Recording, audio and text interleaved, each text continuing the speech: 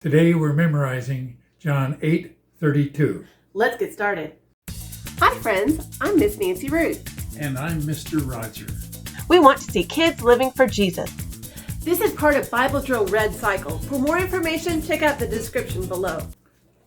John 8:32. Then you will know the truth, and the truth will set you free. John 8:32.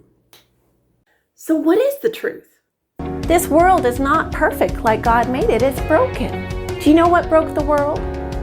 Sin. Sin broke the world. Sin is anything you think, say, do, or don't do that's different from what God says to do. And that's a problem because when we sin, there's consequences, right? And not just the pain and the hurt that we feel or other people feel. There's another consequence, and that is we have a broken relationship with God too. We can't fix that on our own. We can't be good enough. We can't do enough good things to make up for the bad stuff. Instead, God provided a way because He knew we couldn't do it ourselves.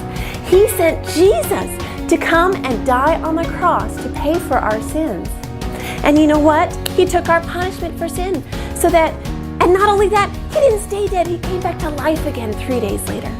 So if we believe in Jesus, that He is who He says He is, that He died on that cross and came back to life again, and we confess of our sin, that means that we tell on ourselves to God and tell God we're really sorry for the wrong things that we've done and we mean it. Then we are forgiven and we get to live with Jesus. John 8:32. Then you will know the truth, and the truth will set you free. John 8:32. Oh, what a wonderful thing. Lord, I ask that you would continue to teach us about Jesus, that you would show us our sins so that we can confess and tell on ourselves to you.